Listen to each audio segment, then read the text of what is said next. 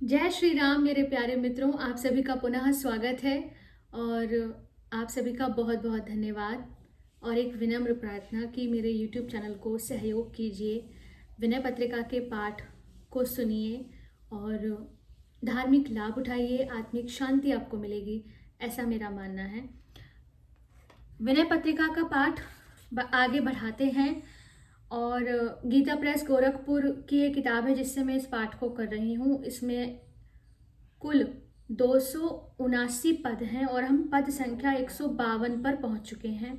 यदि आप सहयोग करेंगे, मेरा उत्साह वर्धन करेंगे, तो हम इसको अतिशीघ्र पूरा कर लेंगे। तो प्रारंभ करते हैं। राम भलाई आपनी भलकियो ना काको, जुग जुग जानकी नाथ को जग जागत साको। ब्रह्मादिक बिनती करी कही दुख वसुधा को, रविकुल कैरव चंद भो आनंद सुधा को। इसका भावार्थ है कि श्री राम जी ने अपने भले स्वभाव से किसका भला नहीं किया। युग युग से श्री जानकी नाथ जी का यह कार्य जगत में प्रसिद्ध है।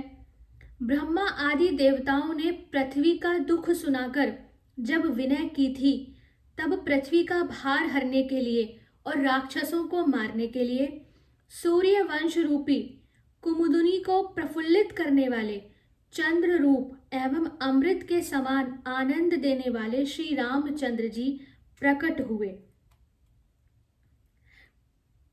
कौशिक गरत तुषार ज्यों तकी तेज तिया को, प्रभु अनहित हित को दियो फल कोप कृपा को। विश्वामित्र ताड़का का तेज देखकर ओले की नाई गले जाते थे, अर्थात ताड़का जो राक्षसी थी उसका जो रूप था वो देखकर विश्वामित्र भी डर गए थे। प्रभु ने ताड़का को मारकर शत्रु को मित्र सा फल दिया एवं क्रोध रूपी परम कृपा की, अर्थात प्रभु राम ने जो प्रभु के हाथों से मारा जाएगा वो भी परम पद को ही प्राप्त होगा, तो राम ने तो शत्रु के साथ भी मित्र जैसा ही व्यवहार किया। हरियो पाप आप जाय के संताप शिला को, सोच मगन काढ़ियो सही साहिब मिथिला को। रोष राशि भृगुपति धनी अहमिति ममता को, चितवत भाजन करी लियो उपसम समता को। इसका अर्थ है कि स्वयं जाकर शिला बनी हुई अहल्या का पाप संताप दूर कर दिया, फिर धनुष यज्ञ के समय शोक सागर में से डूबते हुए मिथिला के महाराज जनक को निकाल लिया। राजा जनक को अपनी पुत्री के विवाह की चिंता थी, क्योंकि उन्होंने जो प्रण लिया था उस प्रण को कोई पूरा नहीं कर पा रहा था। धनुष तोड़कर उनकी प्रतिज्ञा पूरी कर दी। परशुराम क्रोध के ढेर एवं अहंकार और ममत्व के धनी थे, उन्हें भी आपने देखते ही शांत और समता का पात्र बना लिया, अर्थात वह क्रोधी से शांत और अहंकारी से समदृष्टा हो गए। मुदित मान आयुषी चले बन मातु पिता को, धर्म धुरंधर धीर धुर गुणशील जिता को। इसका अर्थ है कि माता केकई और पिता की आज्ञा मानकर प्रसन्न चित्त से वन चले गए। ऐसा धर्म धुरंधर और धीरजधारी सद्गुण और शील को जीतने वाला दूसरा भला कौन है? कोई भी नहीं। पायो पावन प्रेम गुहु गरीब गत ज्ञाती हूँ, जे ही जियो ना भखा को। पायो पावन प्रेम ते सन्मान सखा को, सदगति सबरी गीध की सादर करता को। सोच शिव सुग्रीव के संकट हरता को। इसका अर्थ है कि नीच जाति का गरीब गुह निषाद, जिसने ऐसा कौन जीव है जिसे ना खाया हुआ था, जो सब प्रकार के जीवों का भक्षण कर चुका था, उसने भी पवित्र प्रेम के कारण श्री रघुनाथ जी से सखा जैसा आदर पाया।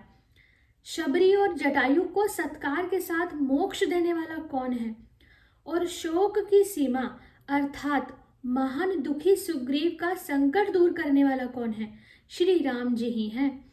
ऐसा कौन काल का ग्रास था जो रावण से निकाले हुए विभीषण को अपनी शरण में रखता? अथवा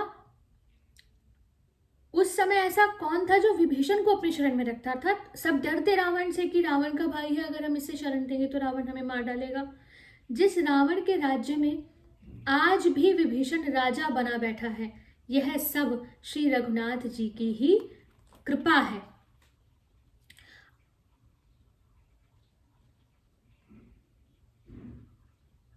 बालिस बासी अवध को बूझिए न खाको, सो पावर पहुँचो तहाँ जहाँ मुनि मन था को।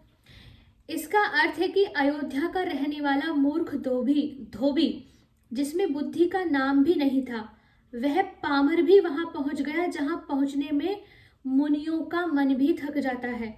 महामुनिगण जिस परम धाम के संबंध में तत्व का विचार भी नहीं कर सकते, वह धोबी वहीं चला गया। गति न लहे राम नाम सो, विधि सो सिर जाको, सुमिरत कहत प्रचारी के, बल्लभ गिर जाको। अकनी अजामिल की कथा, सानंद ना भाको, नाम लेत कलिका लहु, हरिपुर ही ना गाको। राम नाम महिमा करे, काम भुर हो आको। साखी वेद पुराण है, तुलसी तन ताको। इसका अर्थ है कि ब्रह्मा ने ऐसा किसे रचा है जो राम नाम लेकर मुक्ति का भागी न बना हो। कोई जीव हो, राक्षस हो, दैत्य हो, कोई कैसा भी व्यक्ति हो। पार्वती वल्लभ शिवजी जिस राम नाम का स्वयं स्मरण करते हैं और दूसरों को उपदेश देकर उसका प्रचार करते हैं, अजामिल की कथा सुनकर कौन प्रसन्न नहीं हुआ, और राम नाम लेकर इस कली काल में भी कौन भगवान हरि के परम धाम नहीं गया। राम नाम की महिमा ऐसी है कि आक के पेड़ को भी कल्प वृक्ष बना सकती है। वेद और पुराण इस बात के साक्षी हैं। इस पर विश्वास न भी हो तो तुलसी की ओर देखो। भाव यह है कि मैं क्या था और अब राम नाम के प्रभाव से कैसा राम भक्त हो गया हूँ। अब तक जितने भी पद हमने पढ़े, उन पदों में सबसे, पद तो सारे सुंदर है, पर मुझे लगता है कि ये पद हमारे लिए बहुत आवश्यक है, जिसे हमें बार बार पढ़ना चाहिए, जिसमें भगवान राम की असीम कृपा का वर्णन हुआ है कि ऐसा कौन नहीं था जिसे राम जी ने अपनाया ना हो और अपना धाम न दिया हो। आगे के पद का पाठ, पद संख्या 153 का पाठ हम आगे के वीडियो में करेंगे। जय जय श्री राम।